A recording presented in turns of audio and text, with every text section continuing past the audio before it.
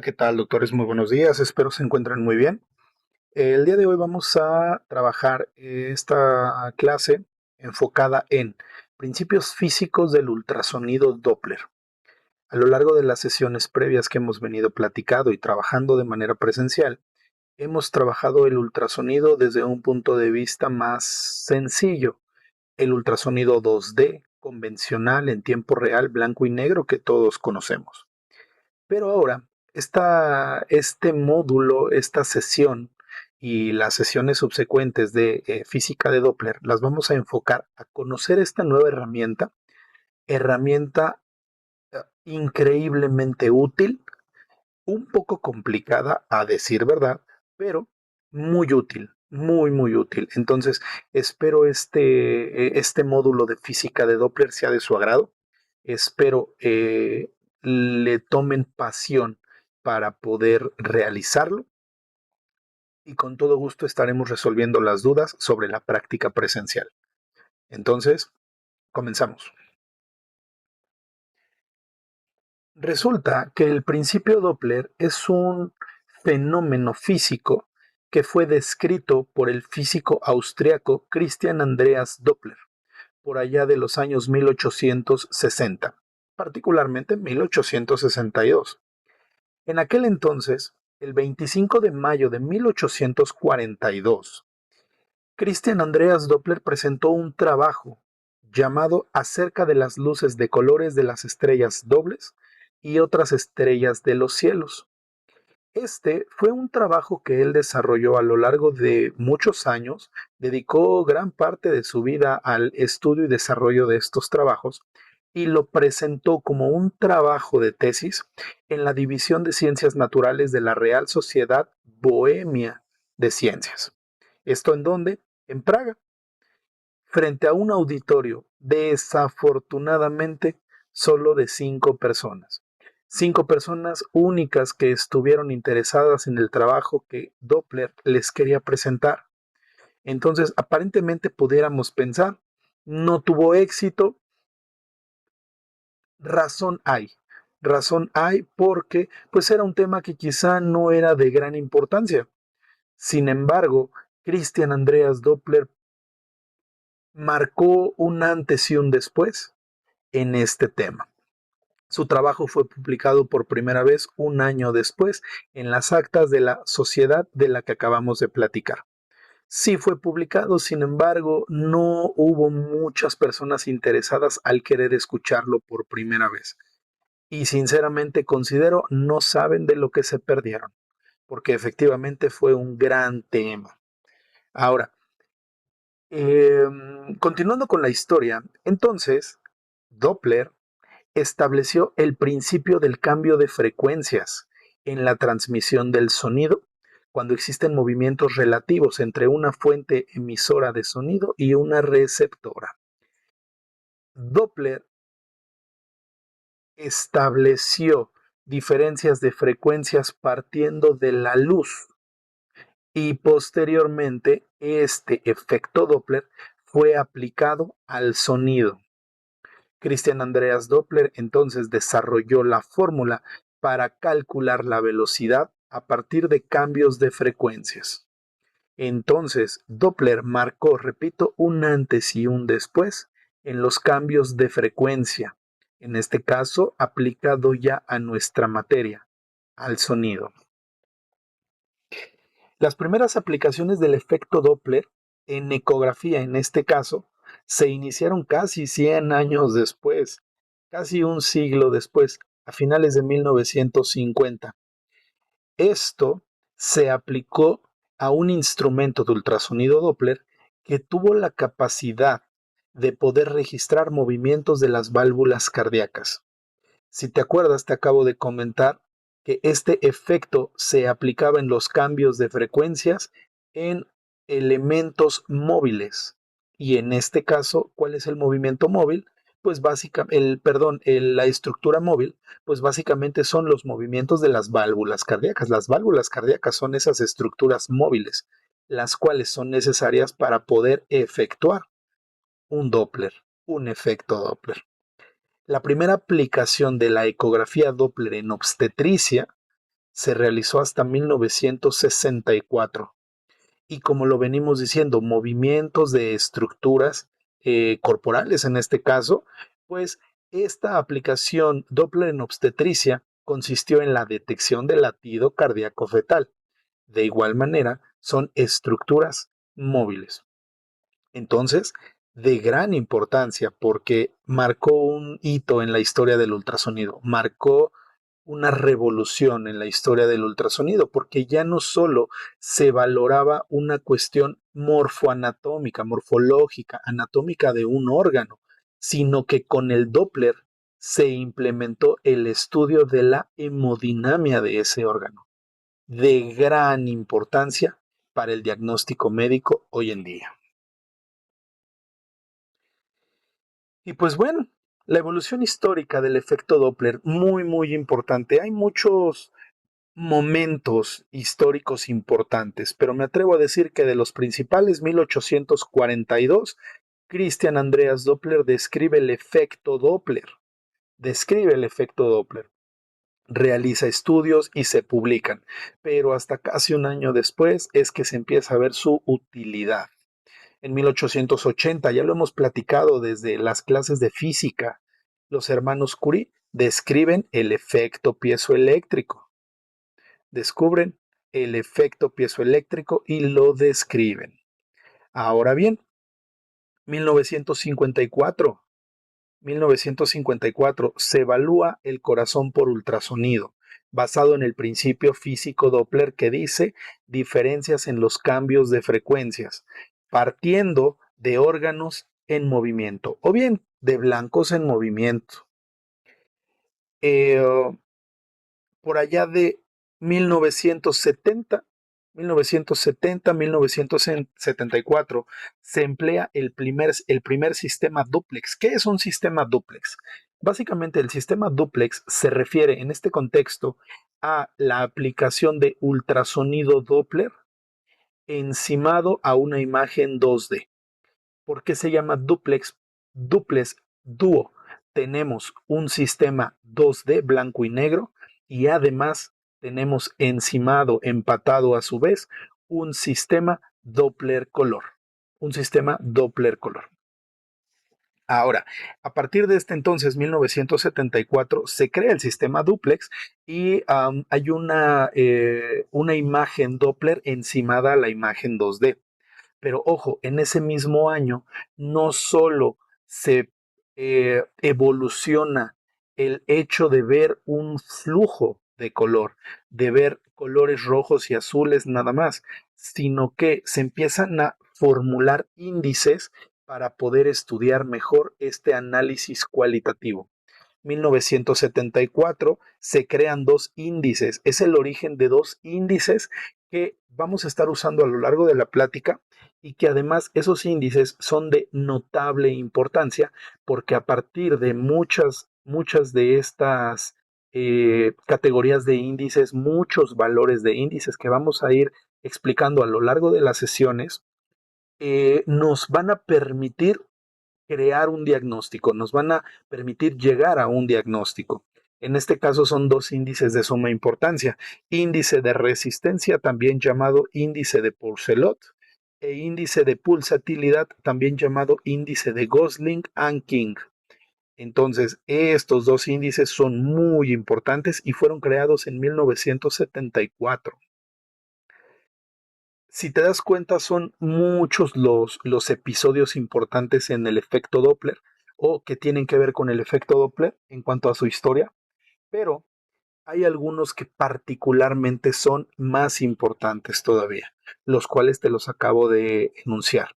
Vale la pena que los conozcas, vale la pena que sepas de dónde vino todo ello, para que puedas entender y valorar mucho mejor la herramienta que tenemos actualmente.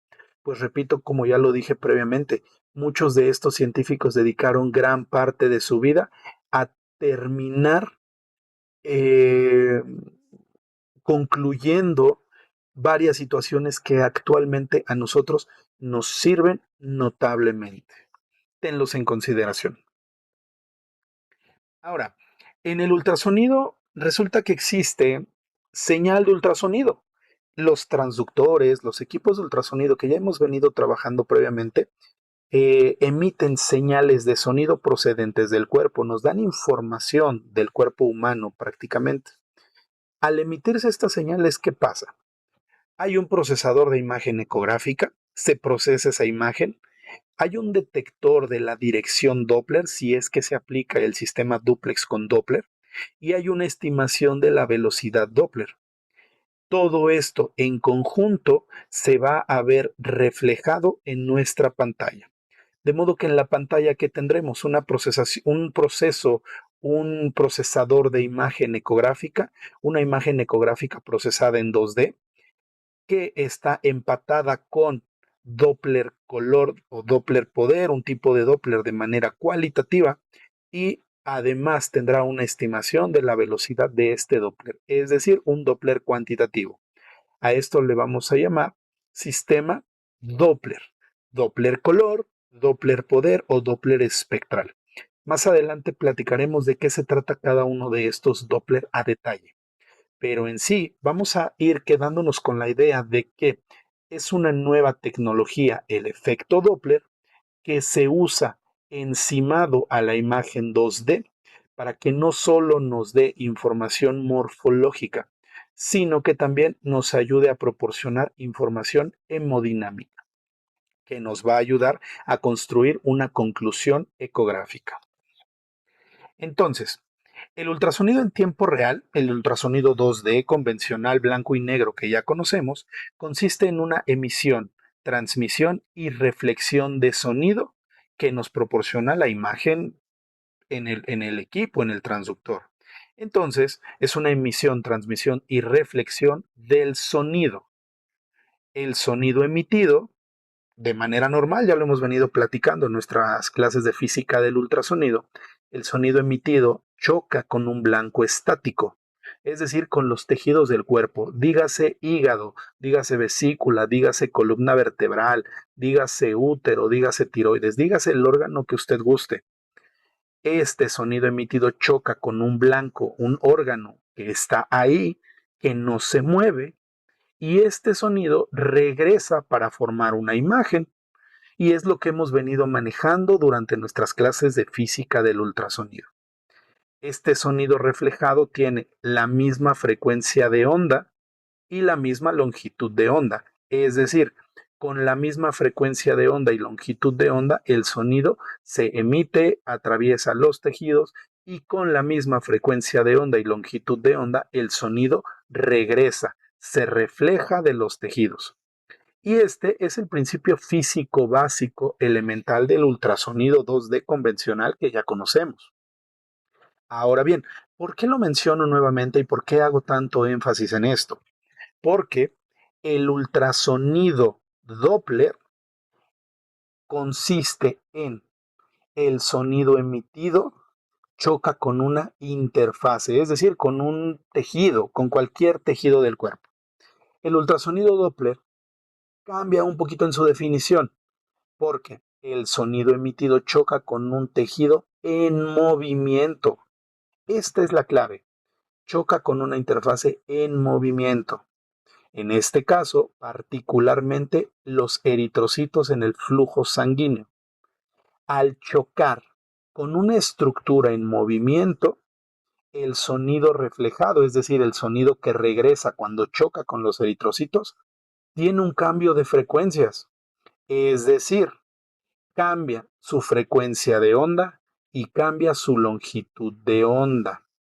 Y entonces, el efecto Doppler propiamente nos dice, es cuando el sonido emitido choca con una interfase en movimiento y al reflejarse este sonido, se regresa con un cambio de frecuencia de onda y de longitud de onda.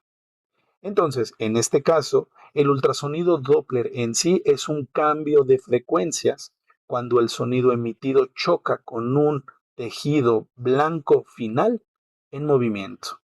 Sin embargo, no te preocupes, el equipo de ultrasonido registra y compara esta frecuencia transmitida, la frecuencia que regresa, y hace cálculos. El equipo te resuelve todo. Aquí es importante que entiendas el concepto. Si hay movimiento, hay efecto Doppler. Si no hay movimiento, no hay efecto Doppler. Todos los cambios de frecuencia y de longitud de onda los interpreta el equipo. Y nosotros prácticamente no tenemos que hacer absolutamente nada. El equipo lo hace. Pero es importante que conozcamos desde ahorita el principio físico elemental, que desde ahorita conozcamos qué es lo que realmente está pasando.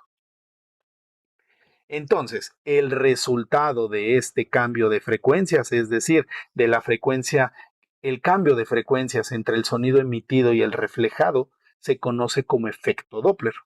Entonces, el efecto Doppler es un cambio de frecuencias entre el sonido emitido y el recibido cuando el blanco se encuentra en movimiento. Repito, si hay movimiento, hay efecto Doppler. Si no hay movimiento, no habrá efecto Doppler. No lo busques, no lo vas a encontrar. Necesitas tener un blanco en movimiento. En este caso, el prototipo, el protagonista, pues es el eritrocito. Son los vasos sanguíneos que llevan flujo sanguíneo. Entonces, la frecuencia Doppler la podemos definir como diferencia de frecuencias reflejadas y frecuencias transmitidas. De modo que la frecuencia Doppler la vamos a definir como la frecuencia reflejada menos la frecuencia transmitida. Y esa va a ser por así decirlo, una fórmula sencilla para entender y conocer el efecto Doppler. Repito, ¿vale la pena que conozcas la fórmula? Sí.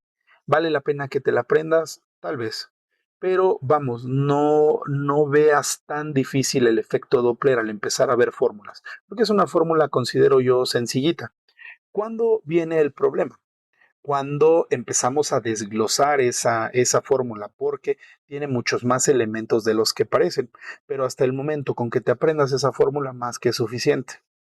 En este entendido, mira, vamos a platicar sobre el ejemplo en una ambulancia.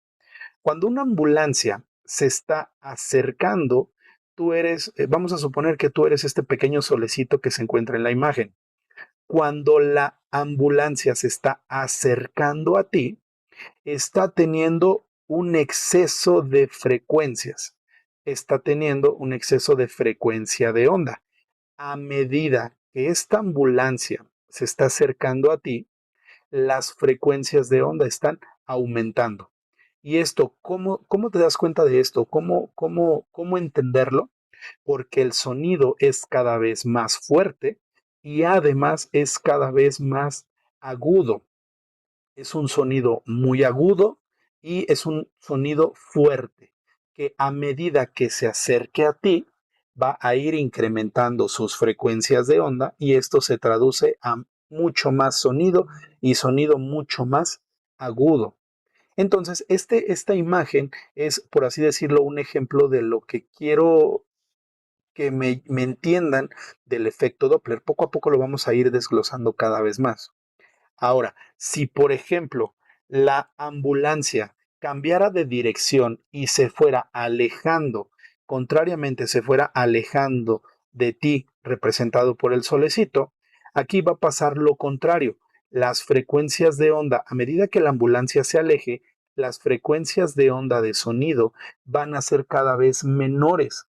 Cada vez más habrá menores frecuencias de onda y esto favorecerá que la longitud de onda sea mucho mayor. Entonces, en este entendido, la ambulancia se está alejando de ti, disminuye sus frecuencias de onda, incrementa su longitud de onda. ¿Y qué va a pasar? El sonido se va a alejar de ti, va a percibirse un sonido mucho más bajo y mucho más grave, pero poco a poco el sonido se va a ir debilitando, lo vas a ir escuchando cada vez con menor frecuencia, con menor intensidad. Va a ser un sonido cada vez más suave, más tenue. Entonces, básicamente, este es el principio físico del ultrasonido Doppler. Son cambios de frecuencia dependiendo de un blanco en movimiento. En este entendido, la ambulancia pudiera ser el blanco en movimiento. De modo que si el blanco en movimiento se acerca, hay un aumento de frecuencias. Si el blanco en movimiento se aleja, hay un cambio de frecuencias, hay una disminución de frecuencias. Conclusión, si el blanco en movimiento se acerca, aumentan las frecuencias.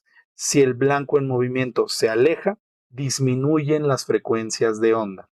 Es por ello que en ultrasonido Doppler es un cambio de frecuencias si hay un blanco en movimiento. Espero que con esto haya quedado un poquito más claro lo que es la definición propiamente de Doppler, porque partiendo de aquí vamos a ir entendiendo muchísimas más cosas. Ya aplicado propiamente al ultrasonido como método diagnóstico, nosotros vamos a utilizar un transductor. Vamos a utilizar un transductor para poder trabajar, para poder crear imágenes, para poder crear diagnósticos. Entonces, hablando propiamente de ultrasonido Doppler, el transductor se va a colocar para tratar de insonar a un vaso sanguíneo.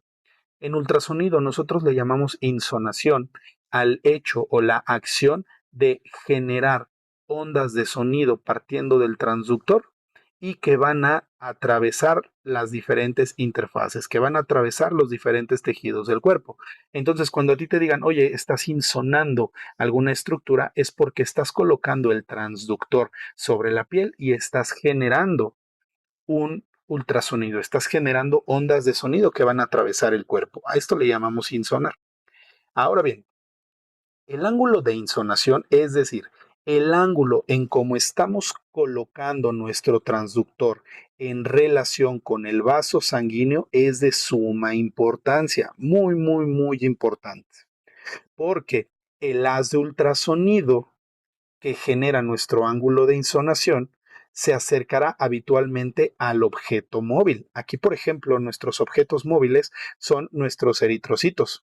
Y entonces aquí ya tienes un ángulo de insonación. Fíjate bien, este es el ángulo, este es el sonido que está emitiendo nuestro transductor. Estos son nuestros vasos sanguíneos. Entonces va a haber una correlación entre el sonido emitido y el ángulo que está formando en correlación con nuestro vaso sanguíneo, para que de esta manera se forme un ángulo entre estos dos. En este ejemplo pudiera ser un ángulo de 45 grados. De modo que se está formando un ángulo de 45 grados entre el sonido emitido o la dirección del sonido emitido en correlación con nuestro vaso sanguíneo. Y se formó, repito, un ángulo de 45 grados. Entonces, este ángulo de insonación se le llama también ángulo Doppler. Ángulo Doppler. Y entonces, este ángulo lo vamos a tratar de estudiar siempre que estemos realizando un ultrasonido Doppler. Entonces, repetimos, este ángulo se va a formar entre la dirección del flujo, es decir, el vaso sanguíneo, y el haz de ultrasonido incidente que estamos ocupando. Esos son los dos elementos que van a formar nuestro ángulo Doppler. ¿Para qué? Para poder estudiar mucho mejor la diferencia de frecuencias. Ahora bien, este ángulo de insonación, vamos a platicarlo. Vamos a regresarnos a nuestras clases básicas de trigonometría.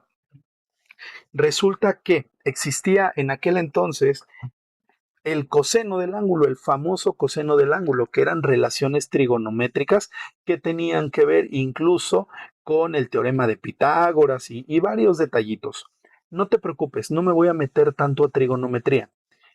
Me basta con que te aprendas que a partir de esas relaciones trigonométricas nace un concepto llamado coseno. Fíjate bien, este ángulo de 90 grados que básicamente se forma de esta línea azul, por ejemplo, acostada o totalmente horizontal, se va a correlacionar con esta vertical, por ejemplo. Y partiendo de estas dos, se va a formar un ángulo de 90 grados. Entonces aquí tenemos nuestro ángulo de 90 grados, porque estás utilizando esta flecha roja y esta flecha azul. Partiendo de ahí, se forman 90 grados. Ahora, según las relaciones trigonométricas aquellas, el coseno del ángulo de 90 grados, en este caso, es igual a cero, es decir, hay una relación nula.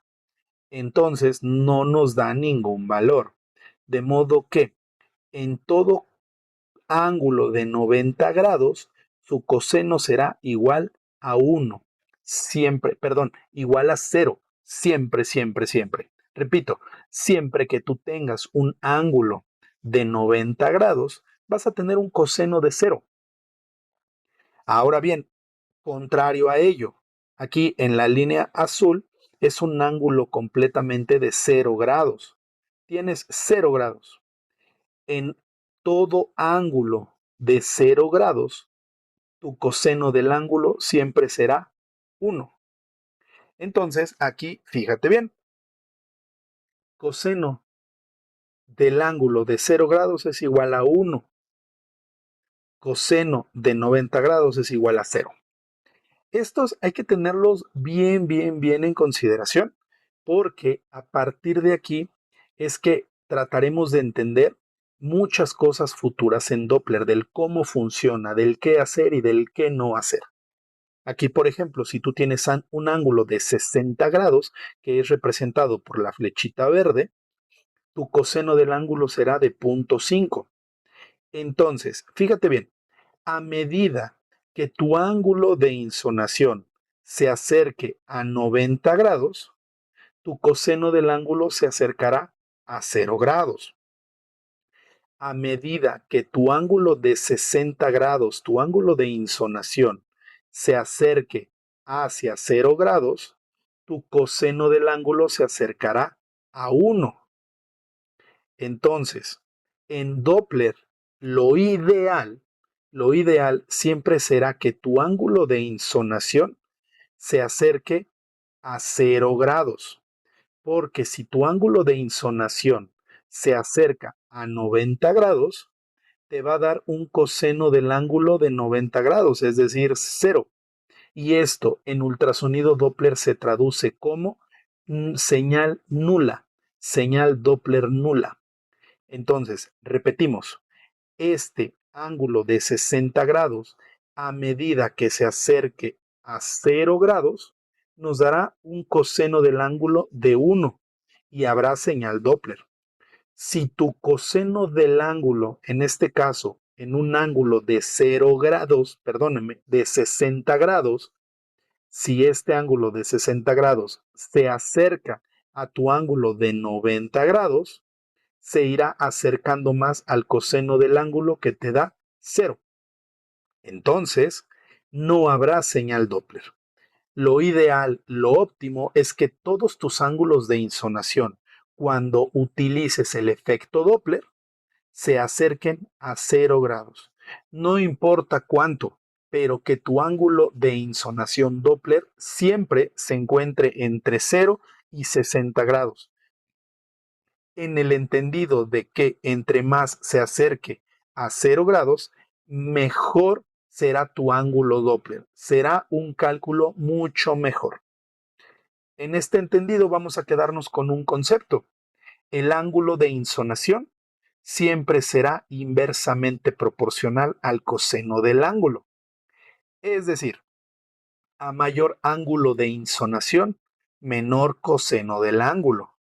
Y viceversa, a menor ángulo de insonación, mayor coseno del ángulo. Repetimos, conclusión, en este caso, lo óptimo es que nuestros ángulos de insonación se acerquen lo más posible a 0 grados para tener en la medida de lo posible un coseno de 1 y poder tener señal Doppler. Aquí, por ejemplo, platicamos 90 grados es incorrecto. Un ángulo de 90 grados es incorrecto. ¿Por qué? Tienes tu ángulo de 90 grados y tu coseno es de 0. Entonces, no hay señal Doppler. Lo ideal es que tu ángulo se encuentre en la medida de lo posible a 0 grados para que tu coseno del ángulo sea 1 y entonces tengas señal Doppler. Sin embargo, a veces es muy difícil, es casi imposible en la mayoría de las veces, obtener una angulación de insonación de 0 grados. Ya lo veremos, solo en casos muy particulares tenemos insonación a 0 grados, sobre todo en el área de obstetricia, pero eso lo veremos más adelante.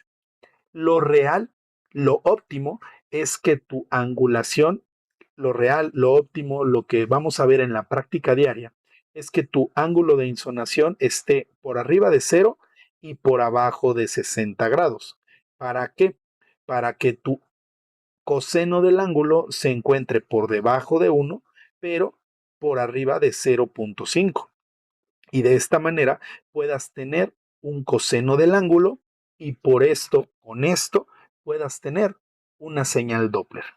Entonces, si tienes entre 0 y 60 grados, tendrás una muy buena señal Doppler y la señal Doppler será mucho mejor a medida que te acercas a 0 grados.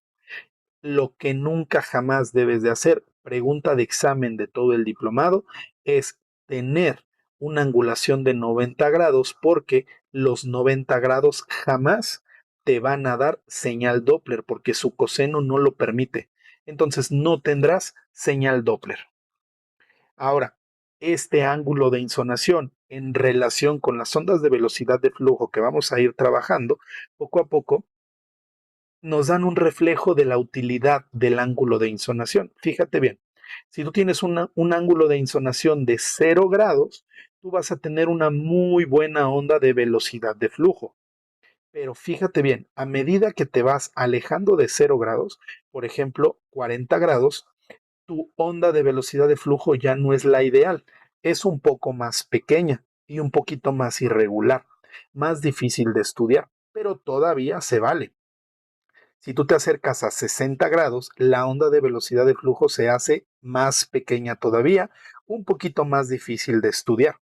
Pero fíjate, si tú llegas a 90 grados, prácticamente, como ya lo habíamos platicado, no hay señal Doppler. No vas a encontrar onda de velocidad de flujo adecuada. Por ello, no es lo ideal, no es lo óptimo ni siquiera. No, totalmente prohibido usar 90 grados.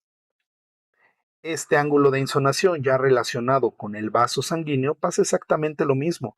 La onda, el inciso A, por ejemplo, tienes un ángulo de insonación aproximado de 45 grados. Y mira, tu onda de velocidad de flujo es óptima, es adecuada. A medida que tú te vas acercando a los 90 grados, como en el B o en el C, tu onda de velocidad de flujo se va haciendo cada vez más pequeña, mira, más pequeña, más chaparrita, un poquito más irregular. En sí es un poco más difícil de estudiar. Cuando has superado incluso los 90 grados, tu onda de velocidad de flujo se vuelve reversa. Esto ya platicaremos más adelante que se trata de una mala técnica, no es lo adecuado. ¿A qué queremos llegar con esto? A que a medida que tú te acercas a 90 grados en el ángulo de insonación de tu transductor, las ondas de velocidad de flujo prácticamente van perdiendo calidad, van perdiendo su altura, se van haciendo más pequeñas, se van haciendo más irregulares y más difíciles de estudiar. Entonces, repetimos la importancia. Todo ángulo de insonación debe de estar lo más cercano a 0 o bien lo ideal, lo óptimo, entre 0 y 60 grados. Totalmente prohibido llegar a 90 grados, totalmente prohibido. Partiendo de lo mismo, aquí vamos a tener errores relativos. ¿Qué es el error relativo? Básicamente va a ser el error cada vez mayor que vas a tener al insonar y al realizar una onda de velocidad de flujo a medida que tú te vas acercando a 90 grados. De modo que cuando tú tengas un ángulo de insonación de 90 grados, tu error relativo, tu mala técnica será del 100%. Es decir, está totalmente erróneo. Es 100% erróneo. Es un error relativo del 100%. Es decir, tu onda de velocidad de flujo será errónea. No te va a dar los datos adecuados. No vas a tener una información adecuada como tú quisieras. A medida que tu ángulo de insonación se va acercando a 0 grados, 75 grados, 60 grados, 45, 30, 15, 0 grados, tu error relativo también va a ir disminuyendo. Entre más te acerques a 0, menor será tu error, menor será tu mala técnica, mejor será tu onda de velocidad de flujo y los valores obtenidos a partir de ella. Entonces, ya repetimos muchas veces, lo ideal es 0. Sin embargo, es óptimo, es aceptable que se encuentre entre 70 y 0 grados. ¿Es aceptable? Te lo valgo. Pero recuerda, entre más te acerques a 0 grados, mucho mejor será tu onda de velocidad de flujo. Y partiendo de aquí, entonces, vamos a tener flujos positivos.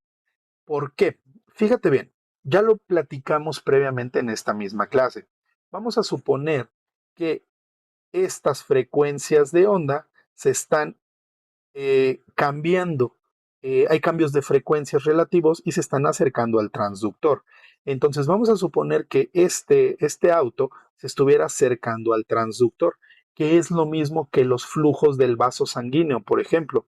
Es un vaso sanguíneo, son eritrocitos, grupos de eritrocitos que se están acercando al transductor.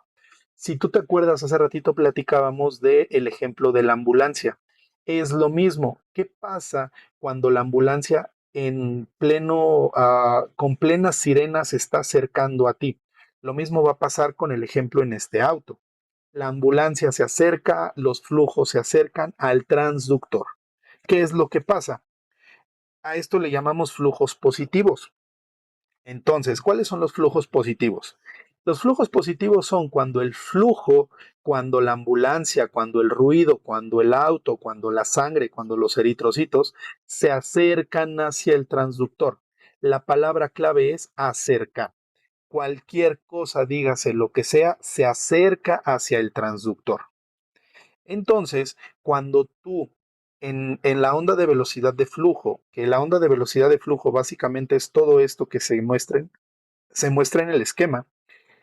Cuando tienes flujos positivos es porque el ángulo de insonación es menor de 90 grados, es decir, está entre 0 y 90, 10, 30, 50, 70, 75, 80, 85. El ángulo puede ser cualquiera, pero es menor de 90 grados. Ahora bien, como lo platicamos en el ejemplo de la ambulancia, el sonido cambiará con mayor frecuencia. Si te acuerdas en la ambulancia, cuando se acercaba al transductor, o bien en este caso, cuando se acercaba a ti, el sonido cambia con mayor frecuencia y platicábamos, tiene muchas mayores frecuencias. Pero hablando particularmente de Doppler aplicado al ultrasonido, el color del flujo se observará de color rojo. Entonces, cuando tú tienes un Doppler cualitativo a nivel de ultrasonido 2D, por ejemplo, y le pones Doppler y pinta de rojo, estamos hablando de flujos positivos, flujos que se acercan al transductor, flujos que tienen una insonación menor de 90 grados. Son flujos que tienen grandes y mayores cambios de frecuencia y que además para identificarlos se ven de color rojo. Ahora bien, existen flujos negativos. ¿Cuál es el flujo negativo? Es cuando los flujos se alejan del transductor. Es cuando en el ejemplo de la ambulancia se alejaba de ti. Los sonidos son menores, los cambios de frecuencia son menores. Y entonces, cuando tenemos un flujo negativo, ¿qué es lo que pasa?